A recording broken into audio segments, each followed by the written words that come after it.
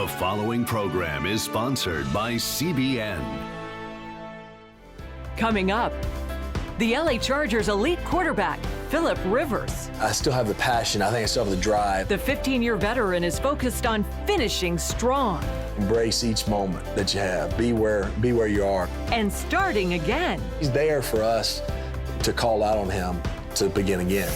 Plus, the man who beat cancer even though he refused chemotherapy. Chris Wark shares his story and his secrets on today's 700 Club.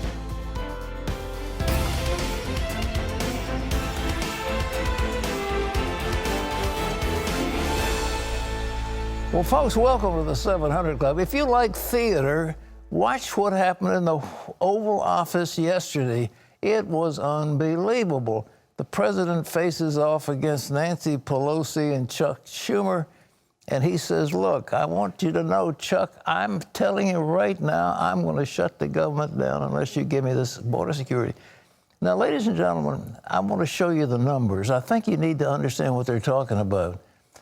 The budget of next year for the federal government is $4.4 trillion. That's the budget, okay? And Trump border wall is going to cost $5 billion out of $4.4 trillion. Now, how much is that? That is totals. Look at it. Wow. That's the percentage of our. It's less than 1/10 of 1% of the total.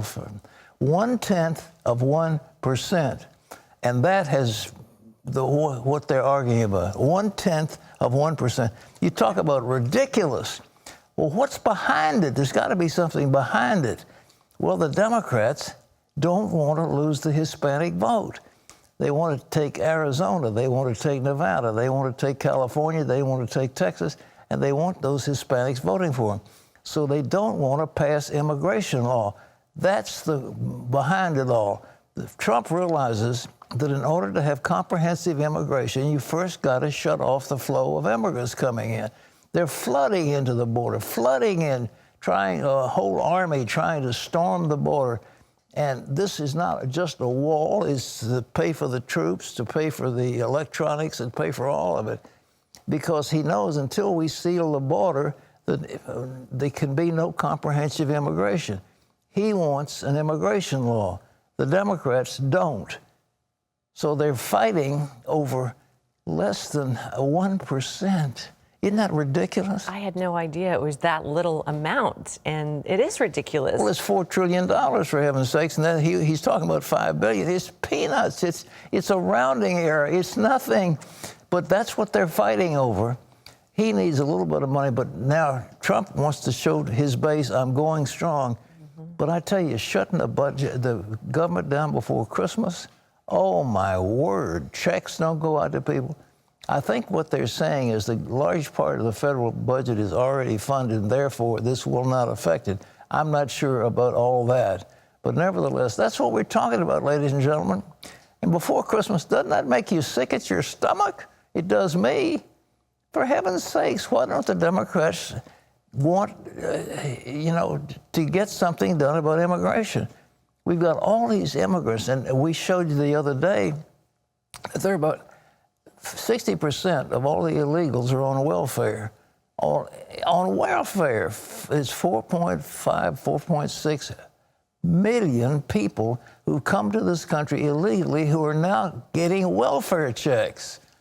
Who needs that? No country can stand that. The French are fighting over some other stuff. The Germans wanted to kick out Angela Merkel on account of immigration. This is a situation where the people from the third world are storming the gates of the more established countries because it's a better way of life. Well, that's what we're dealing with.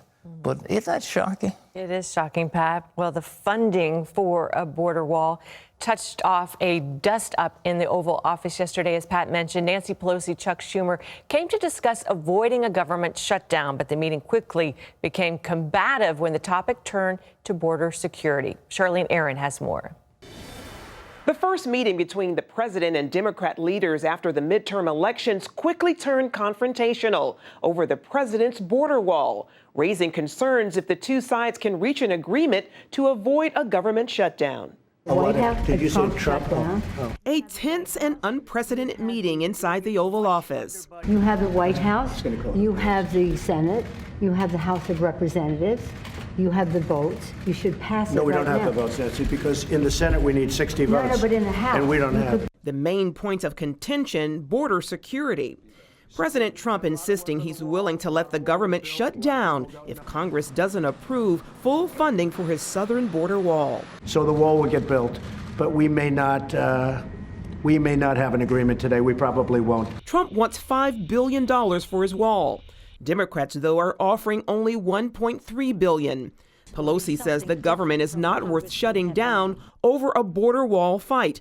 But President Trump didn't budge. I am proud to shut down the government for border security. Representative Pelosi lamented the public squabble, but the president disagreed. This is the most unfortunate thing. We came in here in good faith, and we're entering into this kind of a discussion in the public view. But it's not bad, Nancy. It's called transparency. The confrontation highlights the new reality in Washington after Democrats took control of the House in the midterms. CBN News' Jennifer Wishon says the border wall battle is the president's first indication of what the next 2 years will be like. It's going to be very hard for him to get it through Congress simply because Congress, the Democratic House, the new House coming in, does not want to give the president anything that he can celebrate and campaign on in 2020. The president said if Congress won't build the wall, he might use the military to do it.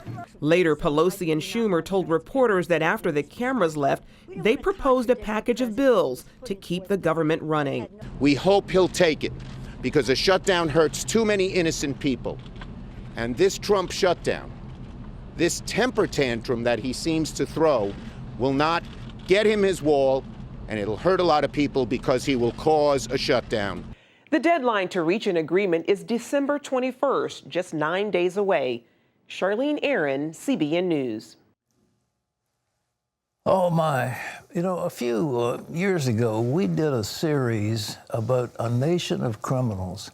And I showed you, over several points, how many laws there are in this country that put people in prison. Do you realize that there are administrative rulings from administrative agencies that have 500,000 criminal sanctions that would put people in jail? 500,000. Not to mention what's already on the books that have been passed by Congress. It's unbelievable. And we went into this tough on crime spree, and we had to say, lock them all up. 2 strikes and you're out. Somebody's caught with a couple of ounces of marijuana 2 or 3 times, and they go to prison for the rest of their life. I mean, it's insanity. So the House has overwhelmingly voted to have, criminal sanctions and adjustment in our legal system. They call it criminal justice reform. The Senate, with our very able majority leader, has said, I haven't got time to take it up now. I've got to pass judges. Now he realizes that if the House falls into the hands of the Democrats, they'll never get that bill through again. They've got a bill they can work on. They can take it to the Senate and pass it quickly because they have a majority, and that will not come under that 60-vote rule. And I think it looks as if Mitch McConnell is going to take that up, and they will have a vote on it, and it's a smart thing to do. We've got to change the system. But I believe the president, by a stroke of the pen, he doesn't need Congress, he doesn't need the Senate, he doesn't need anybody. He can do it himself. As chief executive officer, he can tell the federal agencies that they can no longer put people in jail for breaking their laws, and they have so many rules. And this kind of stuff, all you've got to do is get up in the morning and you've broken some law. Honestly, I mean, we're a nation of criminals, and we've had expert on this program that show, we had one professor saying, whenever you're arrested, don't answer anything. That anything you say can be used against you as to put you in prison. So don't answer anything. You know, I plead the fifth. Anything. Because whatever you do, you can put you in jail. So I plead the fifth. But whoever heard of that? We have more people incarcerated in America than China or Russia. These dictatorships, this is supposed to be a free country. Well, that's going to be taken up, and I'm sure that bill probably isn't perfect. A lot of people don't like some of the aspects of it, but it's something that's got to be done. So that's something that's going to come up the next day or two. Is very important. Well, in other news, the president says, look, I'm not concerned all this talk about impeachment. And the truth is, they can't impeach a sitting president.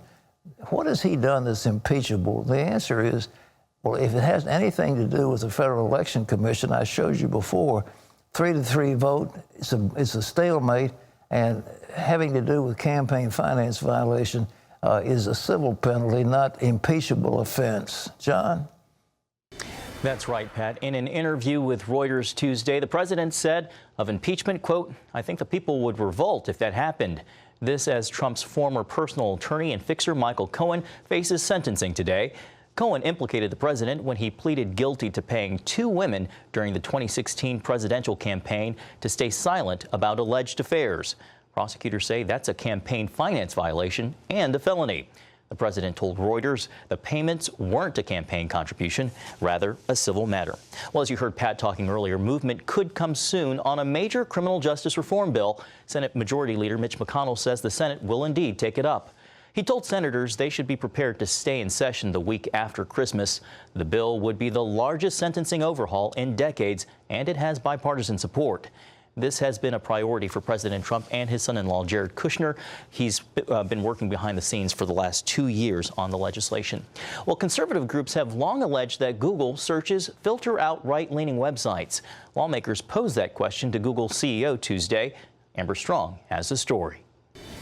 Are America's technology companies serving as instruments of freedom or instruments of control? All eyes were on Google Tuesday as members of Congress hit the search button, hoping to find answers over the tech giant's political leanings and privacy concerns. Google is able to collect an amount of information about its users that would even make the NSA blush. Google CEO Sundar Pichai sat for several hours before the House Judiciary, hoping to calm their concerns. We go to great lengths to protect their privacy, and we give them transparency, choice, and control.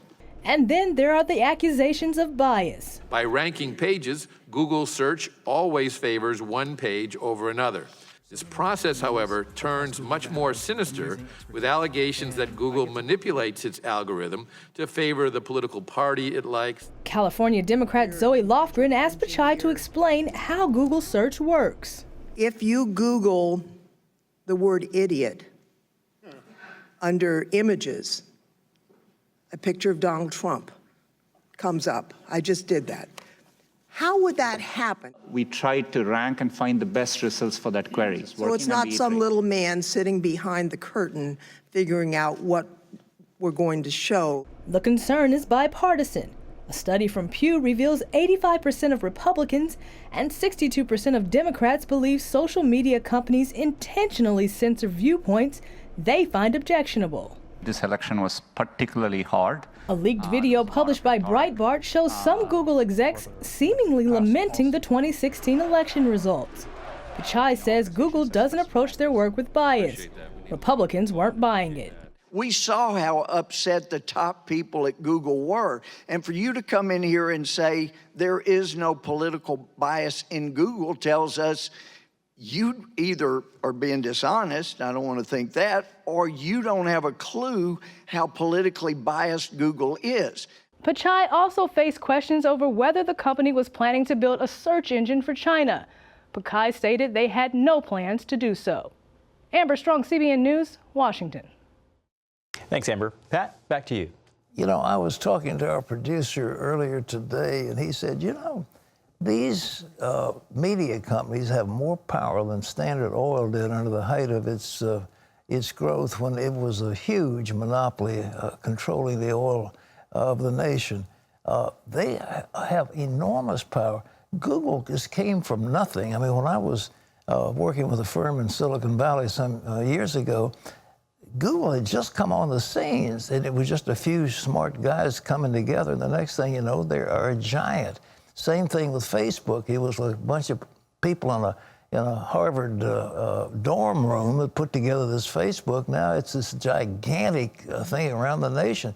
And they have grown so incredibly fast, and they have enormous power, and the ability they have to now screen what people do, how often they watch, what their choices are about buying. They have databases that are just incredible.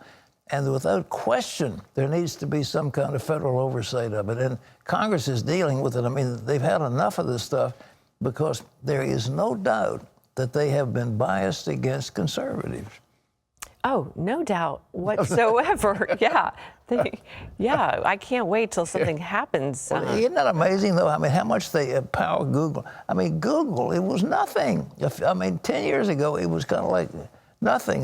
But these geniuses have come together, and it has grown so enormously fast, and it is so powerful, and their search engines are so pervasive that there needs to be federal control. I mean, not control, but at least oversight so that they don't abuse this enormous power they have. Well, they've got problems in France, needless to say. Let's see this story. John? That's right, Pat. Turning overseas, an intense manhunt in France after a gunman opened fire on a Christmas market, killing 3 people and wounding about a dozen others. Many are in critical condition. Security forces are looking for 29-year-old Sharif Shakat. The suspect reportedly shouted, "God is great," in Arabic as he opened fire.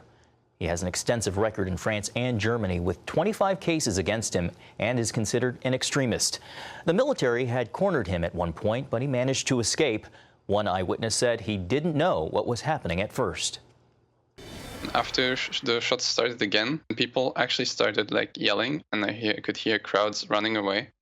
That's when I realized that there was actually a shooting going on. There are reports Shakat was on a watch list and possibly had been radicalized in prison, but right now the motive behind the attack is unknown. President Trump called it a terror attack in a tweet this morning, saying it highlights the need for border security here in America. Well, British Prime Minister Theresa May could find herself out of a job by the end of the day. She faces a no-confidence vote after 48 Conservative members of her government revolted. They're unhappy with her handling of the Brexit deal. That's the agreement to pull the UK out of the European Union. Earlier this week, May was forced to postpone a vote on the deal because she didn't have enough support in Parliament. Analysts say if she is removed from power, it would further complicate the Brexit process. Well, we're just 2 weeks away from Christmas, can you believe it? And celebrating the birth of Jesus is a reminder of God's gift to mankind and that we're called to serve others. As CBN News health reporter Lori Johnson shows us, doing good to others can also be good for the giver. The facts are clear. Givers live longer, happier, healthier lives. Studies show generosity triggers a number of significant changes, all of them good, both mentally and physically. Here at the world-renowned Cleveland Clinic, Dr. Michael McKee develops ways to enhance the inner healing response of patients.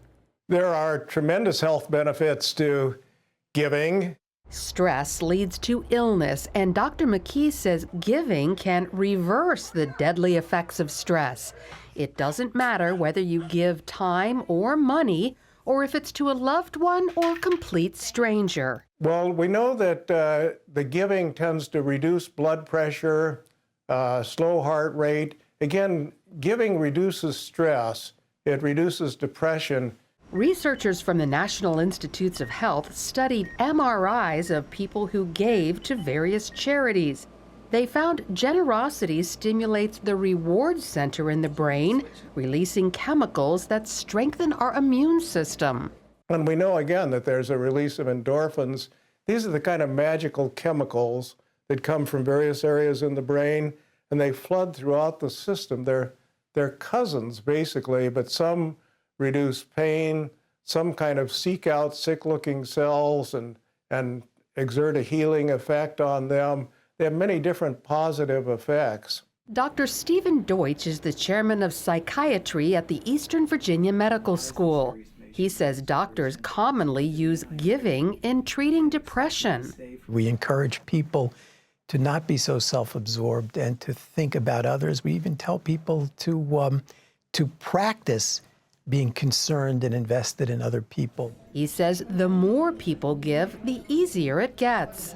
Sometimes they may feel initially that it's fraudulent, that's not really who they are, but over time, it becomes more and more comfortable for them, and it does have a powerful therapeutic effect. So people who feel powerless or worthless find a new purpose and value by seeing their actions help others, and they tend to live longer and healthier lives.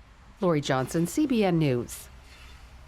Pat, Lori's story reinforces that teaching that it's better and more blessed to give than to receive. It really is. I mean, it's more blessed. And what Jesus was saying, it's not that before heaven you're more blessed, but you're more blessed with other people. And there's something about us, you know, that wants if, you know, the Dead Sea doesn't have any way of, you know, letting its overflow go out. It stores up water. Fresh water comes in, and it just stagnates, and it gets salty, and it's like brine. That'll be the same thing with you. If you don't open your heart to others, you just will get stagnant and die. And, you know, it's one of those things that is a blessing. And the whole idea of endorphins, you know, people used to get what they call the runner's high. They would be doing exercise, and suddenly they get this wonderful feeling of euphoria because it releases endorphins. It's the same thing physiologically, and how wonderful. Now, at Christmas time, you know, you think, well, I didn't really set that thing up to tell you this story, but this is the time that we want to give to others. We want to help others at Christmas time. And CBN and Operation Blessing have always made a big effort at Christmas and Thanksgiving to bless people during these holidays. But we're out there giving food and clothing and shelter all year round. And so you can help us to help others. And we want you to be members of the 700 Club. And what a wonderful way to tell the Lord, I want to give you the best gift. You know, we give gifts to each other. We get gifts to each other. What did you get at Christmas? What did you get? I got this, that, and the other. Mm-hmm. Well, the nice thing would be, who did you help at Christmas? Who did you help? And we can help a lot of people. So it's just $20 a month. You join the 700 Club. Some of you can be 1,000 Club members. Some of you can do more. But whatever it is, I want you to go to your telephones, if you would, and say, look, you can count on me. I want to be one to tell the Lord at Christmas time, I want to give the best gift I've got to the Lord Jesus. Our telephone number is 800-700-7000. I'll put it up again. 800 is easy to remember. That gets you into, you know, overseas, you know, toll free. And then it's 700-7000. And it's just, you know, now's the chance to do something. Wendy. I love that scripture that says, when you give to the poor, you lend to the Lord, and He will repay you. That's right. So you can't outgive God. Amen. And so so you can give joyfully, knowing, you know, God's going to bless you back. People don't, you know, they say give to the hurts and give to it doesn't hurt. You know, it doesn't hurt. I mean, I've seen wonderful blessing, by the way. All right, what you got? Coming up, he was 26 years old when he was diagnosed with stage 3 colon cancer. The good news, that was 15 years ago. Chris Wark tells how he beat cancer after refusing chemotherapy when we come back.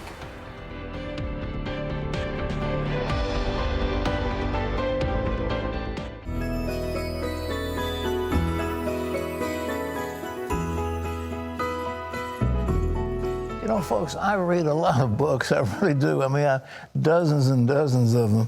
And I've got one here that I thought was just fascinating. It's called Chris Beats Cancer.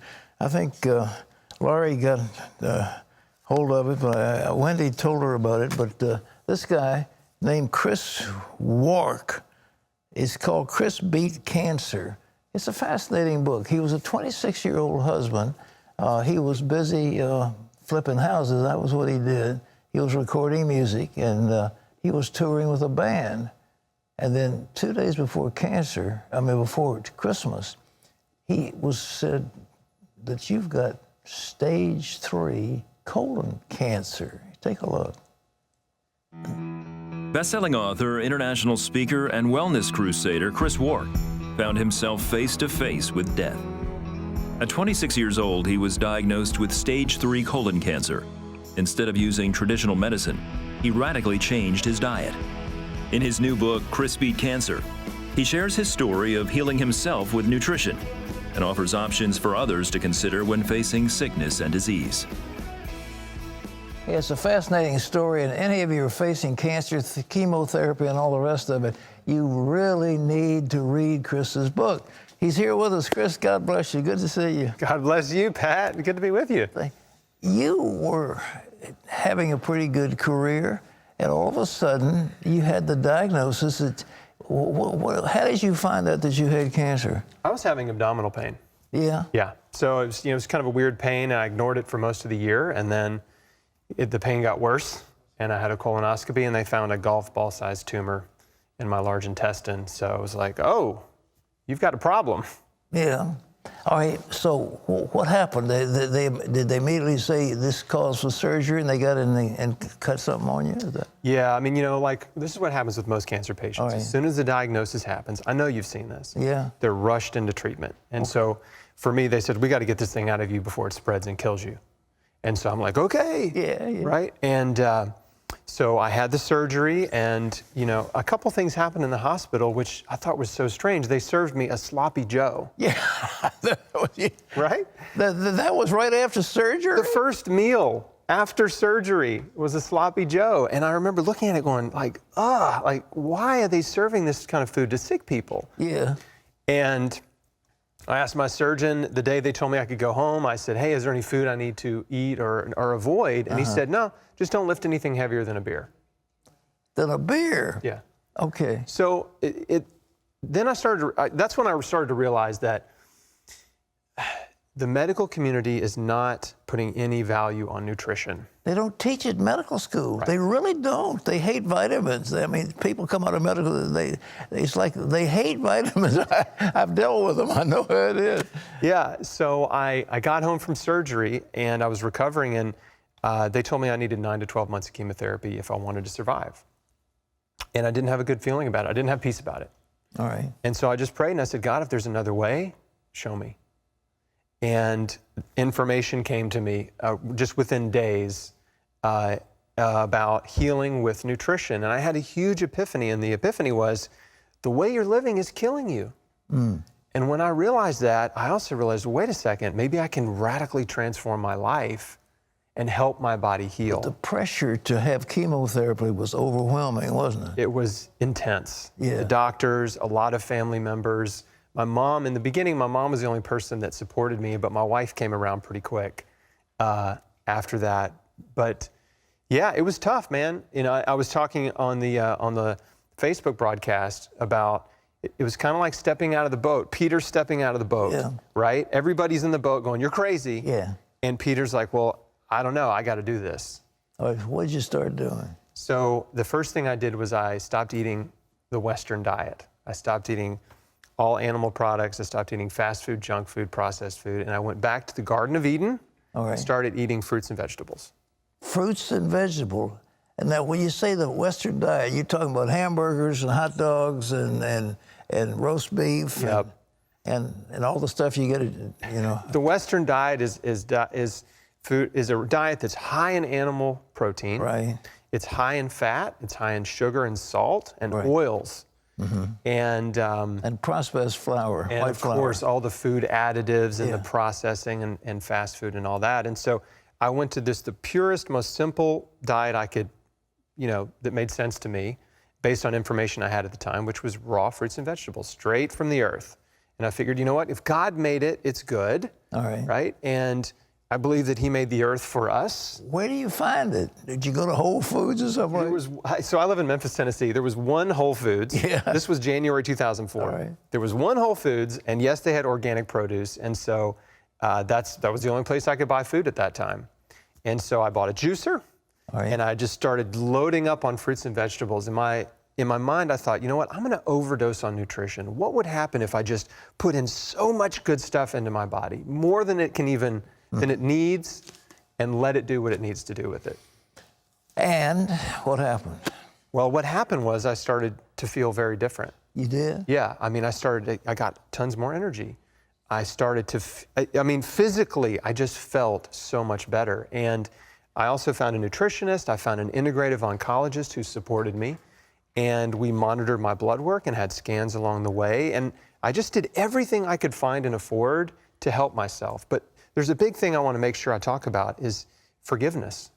Yeah? Because there is an emotional component to cancer. And every cancer patient I've talked to in the last 15 years has major emotional issues. And usually it's unforgiveness. Well, actually, you turn your immune system off with hatred, don't you? Yes. You turn it off. Yeah. Hatred, anger, bitterness, resentment, jealousy. Yeah. All negative emotions, right? All the emotions that, Jesus basically says, don't entertain these things. I mean, even the 10 Commandments talks about don't envy, right?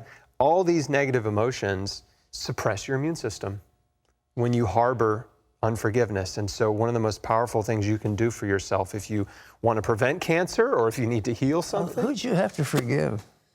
It's funny.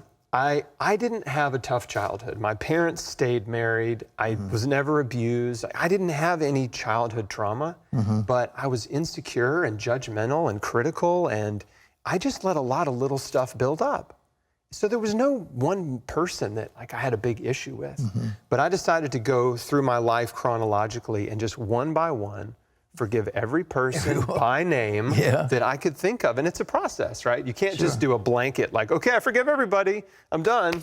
Yeah. And I just worked through it prayerfully, just letting those emotions come up, letting those memories come up of people who had insulted me or let me down or whatever. And there's not a human being listening to this program that doesn't have somebody that hurt them. We all do. Everybody.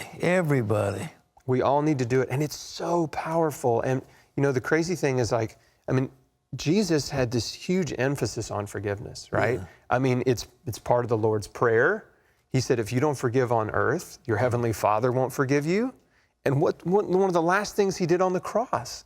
I forgive them. Right? Father, forgive them. They don't know what they do. That's exactly right. It was a huge part of his ministry, this thread, right? This huge theme of his ministry. And so, when I started connecting these dots, I was just like, okay, A, I'm going to forgive everyone who's ever hurt me. Okay. And B, I'm going to be quick to forgive. I ran for president of the United States, and you have no idea how many people were after me. The Washington Post, for example, I was a boxer, and I wanted to get the publisher in the ring. I just wanted to punch his lights up.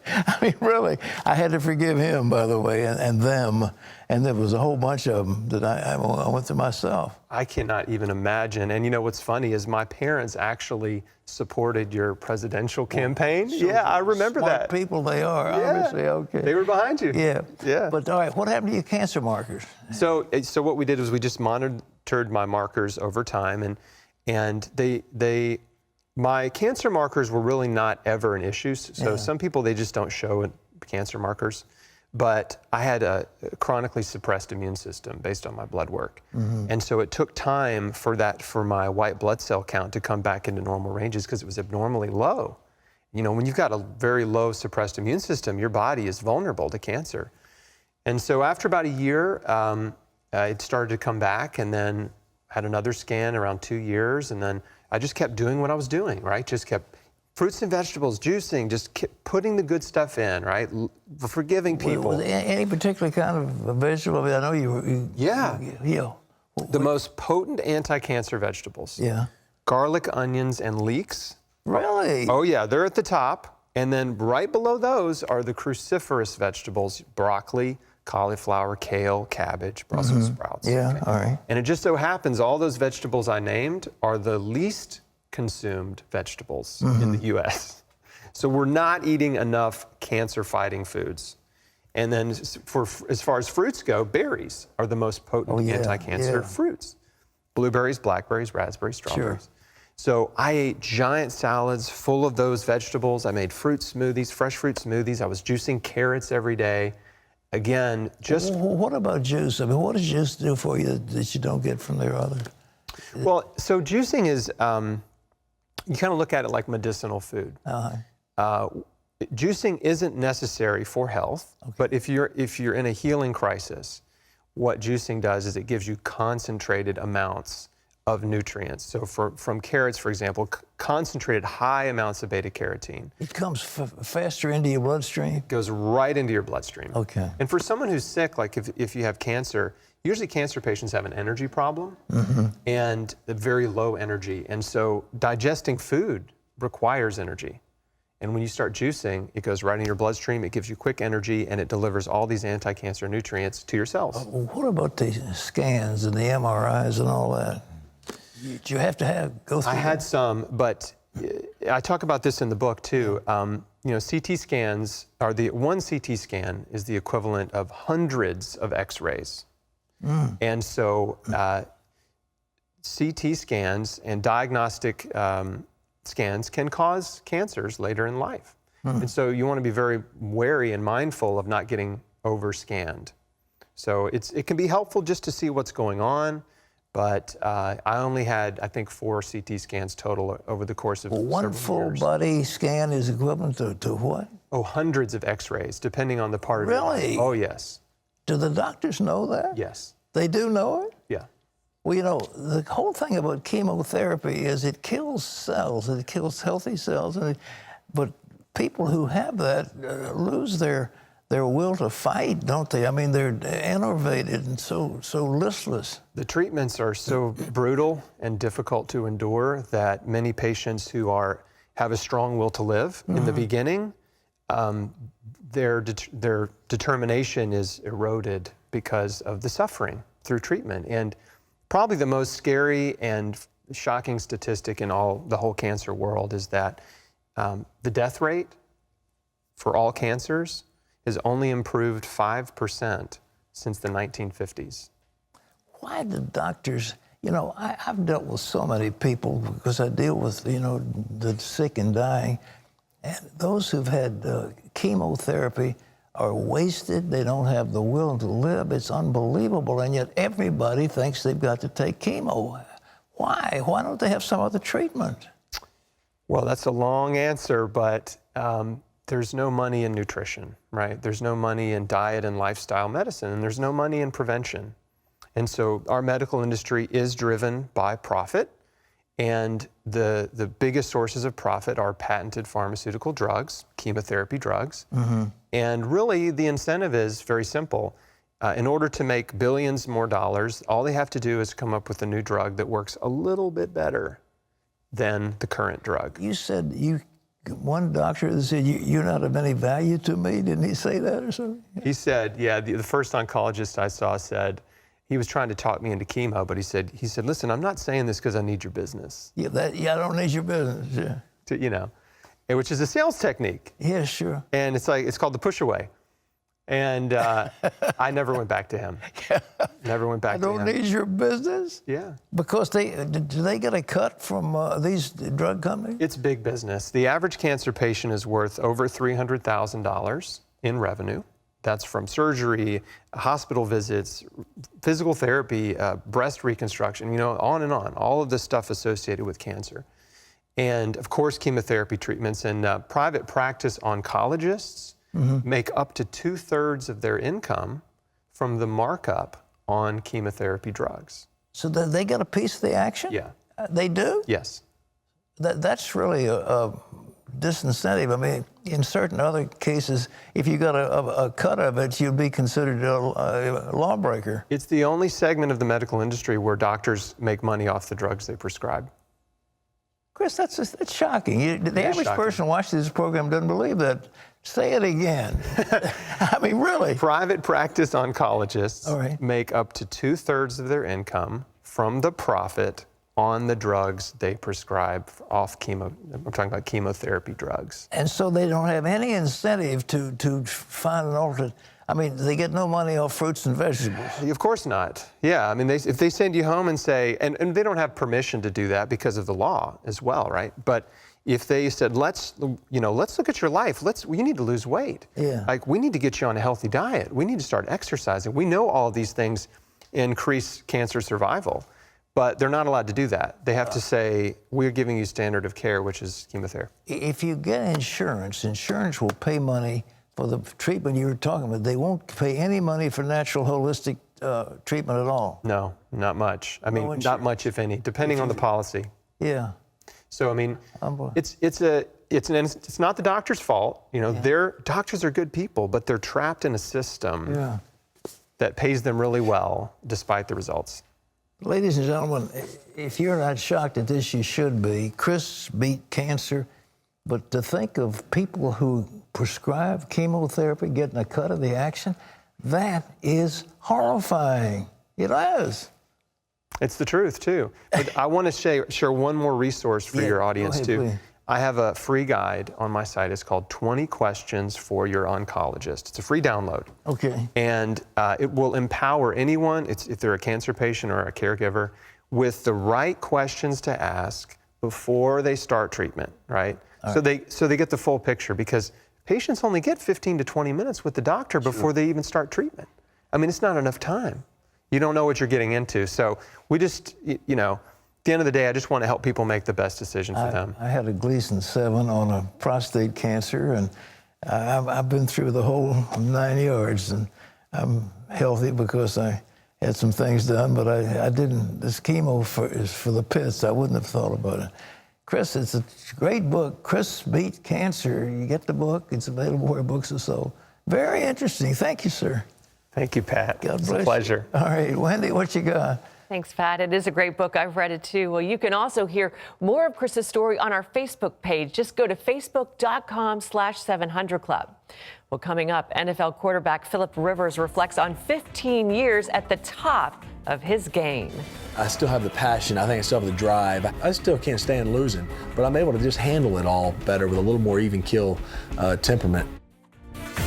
Hear the story behind the slogan that drives the LA Chargers to excel after this.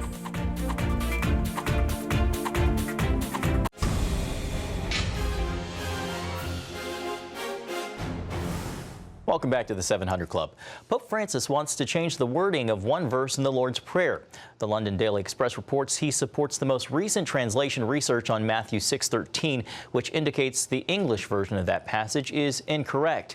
It reads, "And lead us not into temptation, but deliver us from the evil one."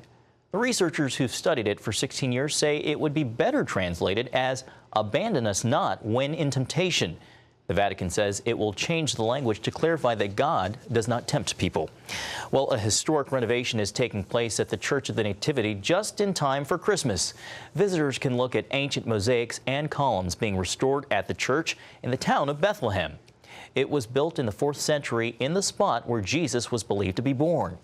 The renovation started in 2013 after UNESCO declared the church a World Heritage Site, and the project is expected to be complete by the end of next year.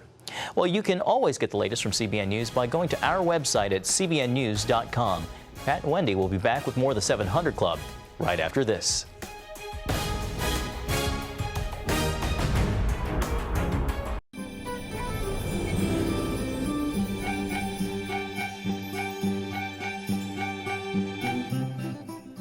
Well, it's mid-December and the NFL's playoff push has arrived. Tomorrow, Thursday Night Football brings a huge matchup between divisional rivals who are also the AFC's top 2 front runners, the Kansas City Chiefs and the Los Angeles Chargers. Recently, sports reporter Tom Buring sat down with the Chargers veteran quarterback Philip Rivers, who is one of the NFL's all-time leading passers. The Los Angeles Chargers' Philip Rivers is aging well. If the NFL were the fountain of youth, the 15-year veteran is swimming in it, still playing at the top of his game and climbing statistically among the game's all-time elite quarterbacks, while mastering the charge of beginning again.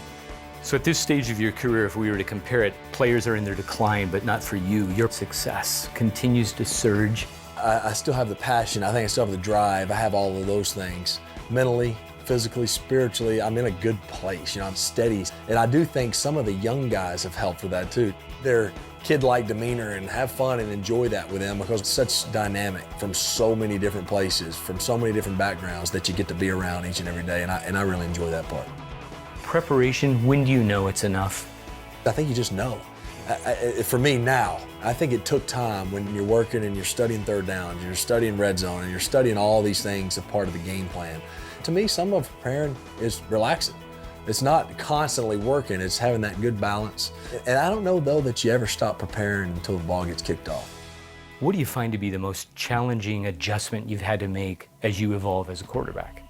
Well, I think early on I had to learn with how to deal with the highs and the lows. You know, it's kind of that roller coaster of the season. You're going to throw an interception to lose one. You're going to throw a touchdown to win one, and not going for that roller coaster ride. My wife would tell you, my children would tell you, I've gotten better at handling that. And I still can't stand losing, but I'm able to just handle it all better with a little more even keel temperament. Have been able to ride with the Chargers your whole career. Now all of a sudden, the move to LA, how easy or difficult is that for you? It was a tough transition, I think, just because you felt such a connection to the community in San Diego. But at the same time, I was around the same people, the same teammates, the same support staff, the same coaching staff. So whether we were in LA or San Diego or who knows where, that gives you some of that continuity, familiarity. But you do have to be flexible, and I think it's the Nuke Cheppy. We were beginning again. Nuke Cheppy. We see it on the hat at the press conferences. We know the team has picked up on that. Where does that hit you? It hits me really at the core. I think it's more personal than anything, and then it's become family, and then it's become team, and then it's become football. A priest friend of ours, Father Martin, introduced it to me. In the midst of our spiritual direction, we were talking about praying, and he said, Nuke Cheppy. You know, he's like, begin again. So really what it ends up being about for me, from a faith standpoint, is God's mercy. His infinite mercy, right? I mean, he's there for us to call out on him to begin again. What for you has required frequent beginnings? I think in my professional life, it's just the nature of the position, right? You touch the ball every play. So it's truly been from play to play, from week to week, game to game. In our family life, it's as a dad and as a husband, it's the same, right? I mean, it's the same qualities. You're always going to have good days and bad days, and it's that constant beginning. It's so encouraging because it's freeing. It's okay. We're starting right now. Then we can't change what we didn't do the last 2 weeks, but we can today. So practically, when you get in the huddle after a 3 and out, after a turnover, will you bring that, saying it? I have. You know, and I don't wear it out. And when I first introduced it to the guys, I said, hey, if it hits you, good. Yeah. If it hits you as a man, if it hits you in your marriage, use it. If it doesn't, that's fine. And like I've always said, I have the Alabama version, the Alabama Latin version, with the little twang to it. But as much as it's been impactful for me, I hope that others have been impacted as well. It's intentional, immediate, redemptive, hopeful. Yeah. Where do you unpack that the quickest in your own life to inspire you? Yeah, I think what you hit me with was hopeful, and I think immediate. We have today, I think that more than anything, it's sanctifying each moment you have, because we won't have it again. This exact time is only happening now. Embrace each moment that you have. Be where you are. You have been a consistent performer. You've been durable. Life is the opposite. It's full of inconsistencies. What do you admire most about the consistency of the Christ that you follow? Gosh, that's deep and good. I love that. Too deep? No, it's good. I think his love. At the core of all he taught us, love was right there. Yeah. He's just so good to us, you know? I think the other thing is, in the small burdens, crosses that we have to endure as people, I think being thankful for whatever he allows, that it's for us, it's for our salvation. This is what I needed for my walk with him. What does the achieving competitor have most in common with the Christ follower? An unwavering commitment, an intense focus. And again, there's times where you lose some focus, but then you Nuke Cheppy. We had a slogan in our weight room that said, commitment is doing what you said you were going to do long after the mood you said it in has left you. That's what I think about, because the unwavering competitor is just a constant pursuit to try to get to the top of the mountain. And that's what we should be, an unwavering commitment. Philip, huddle up that wandering soul that's either skeptical or has been hurt by the church, but still wants to resolve their place with him. What do you tell them? You know, God loves them. He created them. He wants to be with them, for them to be united with him. If you're just so open just to listen, because God can reveal the truth, reveal himself to so many people in so many ways. Thankful for his grace, and that God's grace is there for them. Philip, Nuke Cheppy. Nuke Cheppy. Great story. We'll be right back with your email. Stay tuned.